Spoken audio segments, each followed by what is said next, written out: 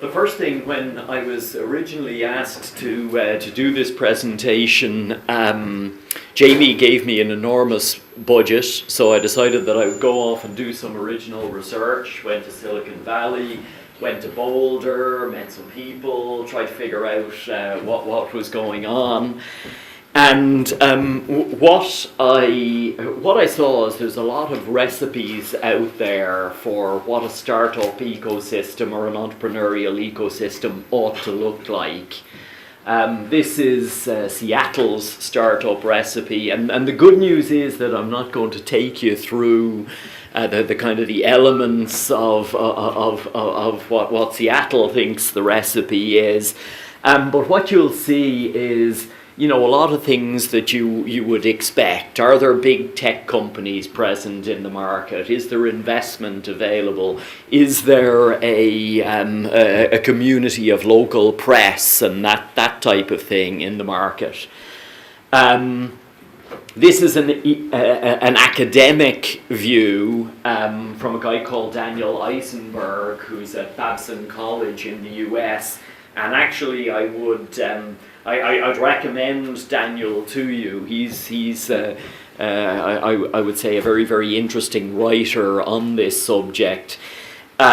You know, again, there's kind of the things that you would expect to see in there. Do we have the human capital? Do we have the culture? Is government policy broadly supporting the development of the ecosystem? And he breaks it down in a fair bit of detail. What I thought would be interesting to do is firstly to, if you like, for me to define the elements that I personally think are important from my own experience, and to do a little bit of a kind of a scorecard, if you like, that compares some of the entrepreneurial ecosystems that you might be familiar with or that you might know. The ingredients, for me, multinational companies, I think they definitely matter. They're important sources of, if you like, trained engineers, trained technology talent. You know, everybody will tell you universities matter, and certainly in the Silicon Valley ecosystem, Stanford in particular, but also Berkeley and a number of other universities are crucial. Scale matters, you know, just being big enough to kind of function as an ecosystem. For me, density is one of the most important things, and I'll talk a little bit more about that. Metal is something that I'm going to come back to, and you know, I'm guessing, unless any of you are Scots Gaelic speakers, that's a word you've never heard of, but I'll talk a little bit about that later on. Lifestyle and culture is important. Infrastructure in terms of not so much roads and rail, but in terms of the availability of kind of skilled professional services people, you know, lawyers who know how to paper a funding round, lawyers who know how to do M&A, that type of thing. Weather appears to matter, and funding definitely matters. And when you look at Silicon Valley, you know, there isn't really much point talking about Silicon Valley in any detail, because, you know, Silicon Valley has everything, right? It is the prototype tech startup ecosystem. Whatever you need is there. I'd argue that maybe it doesn't have metal and or has lost metal in recent years, and I think that potentially that's important. I'm based in Dublin, and when I look at the Dublin ecosystem, you know, we definitely have the multinationals. I think Google is up to something like 5,000-6,000 people in Dublin, and you know, there are complexes of apartments in Dublin now that have the lowest unemployment in the country, right? In a country where we now have 15% unemployment, these apartment complexes have zero unemployment, and everybody either works in Google or they work in the coffee shops and delis and so on that serve Google. So, the multinationals are there. On the universities, I'm going to be polite and not give us the thumbs down. We do have some great universities in Dublin, Trinity College, UCD, and so on. But, the bottom line is they are not Stanford. And they're never going to be Stanford because, if you like, the money just isn't there to build that. In terms of scale, Dublin's a city of 1.2 million people. Technology matters, but by comparison with Silicon Valley, it's really not there at all. But what we do have is density. We have a kind of a tight, very active cluster. There are a couple of streets where we've got Google, Facebook, Zynga, LinkedIn, all of these companies, and lots of startups around them. So there is real density, and I believe that really matters. Metal we've got in spades. Lifestyle and culture, Dublin's a pretty good place. It's a good place to live. We've got good pubs and bars and restaurants, and most people who come to Dublin go away saying, yeah, this is a cool place. We've built up the infrastructure. Our weather sucks, right? No question about that. Venture capital and angel capital. We've got a very active seed venture capital market.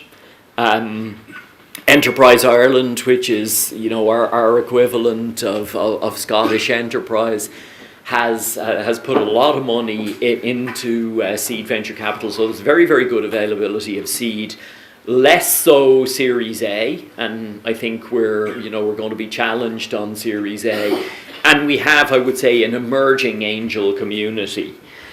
If you look at London by comparison, I'm not sure that the multinational tech companies are really in London to the same extent that they are in Dublin. The universities, same story, great universities, of course, but they're not Stanford. Scale, yeah, hey, London's big. I don't think London has the density. If you like, the entrepreneurial tech community, to me in London, is actually a little bit lost, and you go to Tech Hub or you go to, Shoreditch, and for me, I don't believe that it is what it's cracked up to be, So I'm a little bit skeptical about London as a kind of an entrepreneurial community. I just think it's missing that density because it's too spread, too big, if you like. Lifestyle and culture. Well.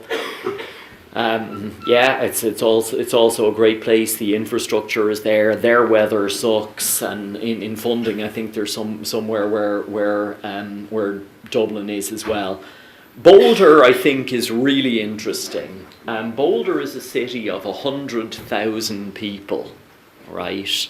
So it's a fifth of the size of Edinburgh, a tenth of the size of Dublin, a fraction of London or Silicon Valley. It does not have multinational companies. Google made an acquisition and now employs, I think, 500 people in Boulder. Microsoft employs 250 people in Boulder. It's small. It does not have the multinationals. There is a very large university, CU, in Boulder. It absolutely contributes to the atmosphere, but it's not a big tech engineering school, and anybody that you talk to will tell you that it's not a major contributor to the entrepreneurial community. It definitely does not have scale, right? It's 100,000 people, and if I look at what Boulder does have, there are three things maybe that stand out. the the culture and the lifestyle in the town. 300 days of sunshine a year really helps.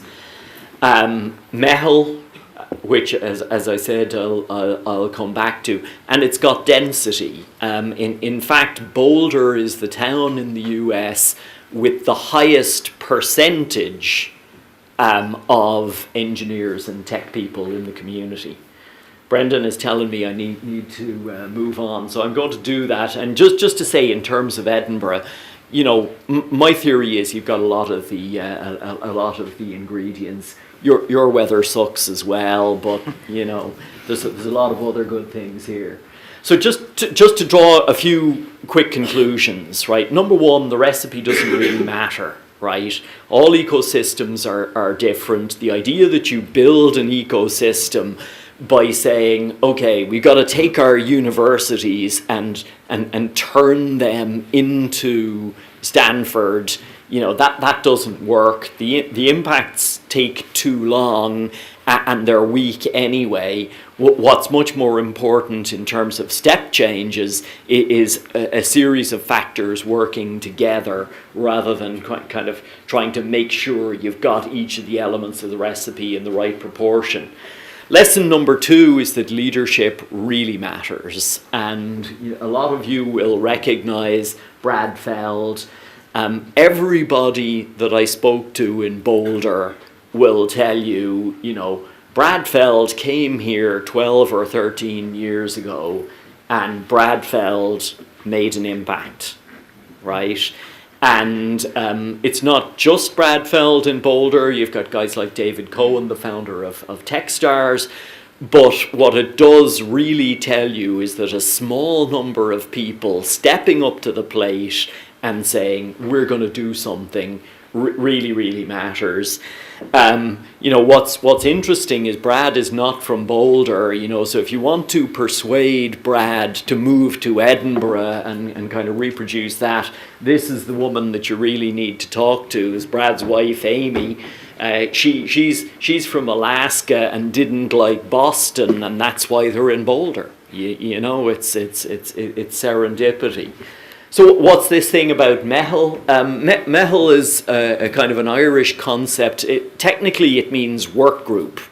And what it comes from is the tradition of people teaming up to take in somebody's harvest and, a community working together. And that is enormously important in developing these ecosystems. Community unity, and what people will tell you in Boulder is we're more we than me, right? So people are kind of putting time into the development of the community. You've got to play to your strengths. This is Tuesday's weather map for Ireland, and as you can see, it's pissing rain, and this is what was then tomorrow, Wednesday, and once again it's pissing rain, and Edinburgh doesn't look too hot either, right? But bizarrely, it turns out that the weather that we have in Ireland makes Ireland a great place to build a data centre. Right? It costs a lot less to cool a data centre in Dublin than it does in Boulder or Silicon Valley, and that stuff matters. Similarly, if I look at London, we see lots of startups that are kind of advertising related because London is a huge centre of the global advertising industry. We don't see those in Dublin, right? So play to your strengths, identify what you've got that's good and build on that. You've got to be very careful because sometimes causes look like outcomes. So, people will tell you that Estonia has a great ecosystem because it produced Skype.